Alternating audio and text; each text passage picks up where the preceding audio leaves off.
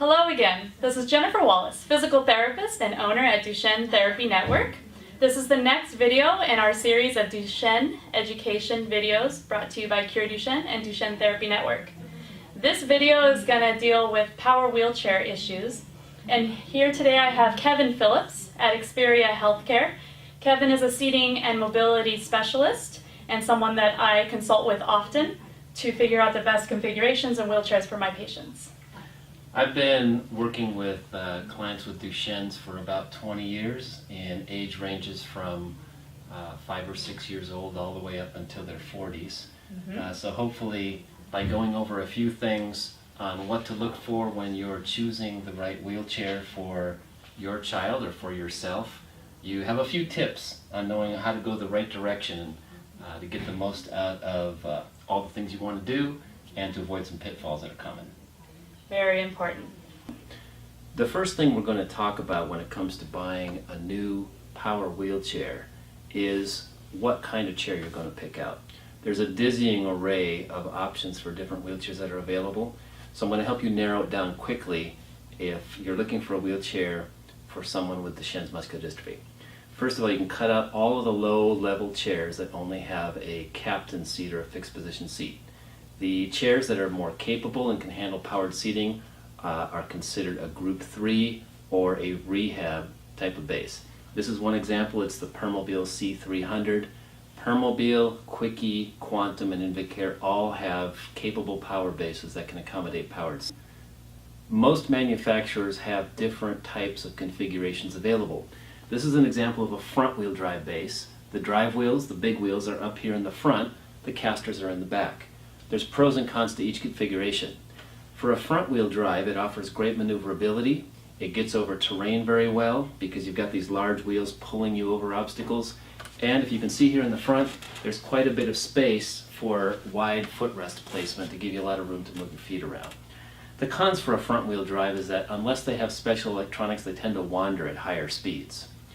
The other type, which you'll see pictures of here, are a mid-wheel drive where this large wheel is moved towards the center, and then you have smaller casters on the front and the back. The center wheel drives are very maneuverable. They have the smallest overall turn diameter, and they feel very comfortable, very natural, because they turn on a center point that's right where your body is. The cons are they don't tend to get over terrain as well. The smaller casters that have to pivot in the front get hung up on obstacles kind of easily. The other type of base is a rear wheel, where this large wheel is all the way in the back. Those smaller wheels back there are all the way up here in the front. This type of configuration was most common on early power wheelchairs, and there's still a few of them out there.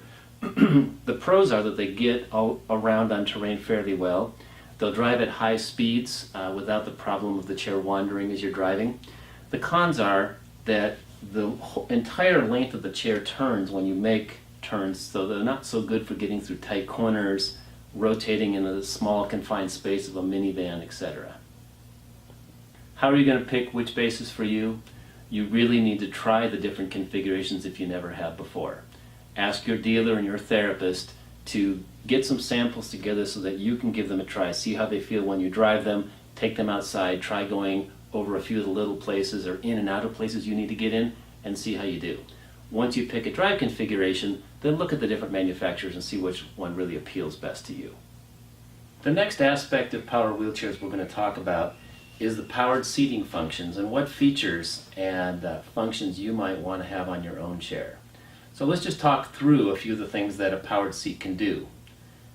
One of those features is a power adjustable back angle or power recline. You watch, it's letting me open up my hip to torso angle, which can be useful for a variety of things. One is just to keep range in the hip joints. Another, though, is that as human beings, we place our bodies at different positions to be able to do different things. And if you're not able to, or if you don't have the strength to do that with your own muscles, then you can use these powered seating features to help you do that. Another very important feature is called power tilt, where the entire seat tips back as one unit. This is very effective for independent repositioning. If I've slid out a little bit now, it's much easier to get back into place. It's great for taking the pressure off by going all the way back and transitioning the gravity so that it puts the pressure in different spaces.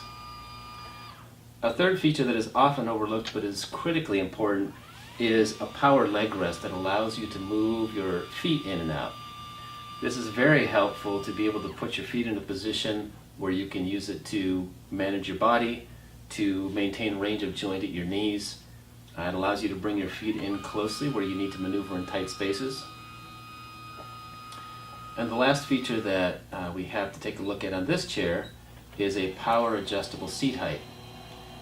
This feature, which is available on every manufacturer's chair, brings the seat up high enough so that it can allow eye-to-eye contact for peer group integration, getting up to surfaces such as countertops, desk heights and others for a variety of activities.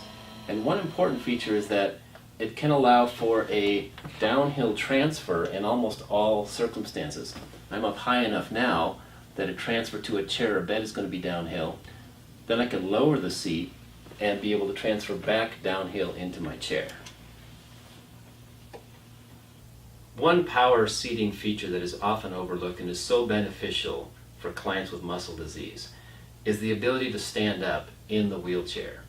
Permobil is an example of one manufacturer that makes a power standing seat system for their power wheelchair, whereby even a person who can't stand up at all by themselves can stand in their wheelchair. I'm going to show you how that one works. This can be activated by a button on the joystick control or any type of specialty control as well. The seat, if you look down at the end of the seat system, has knee blocks that support the person's lower body, and the upper body can have a chest strap or a bar across the front to provide additional stability. This chair then can go into a full standing position while it maintains your body supported, and it is so useful and beneficial to maintain bone density, to maintain full range of motion in the hips and the knee joints, and just to be able to interact with people and do functions that require to be at a higher level or standing. This particular model, once it's standing, will still drive at a reduced speed to allow you to move around and do things while you're standing.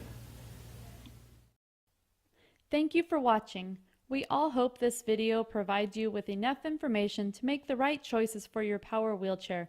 Stay tuned and please subscribe to this channel to get notifications when future videos are available.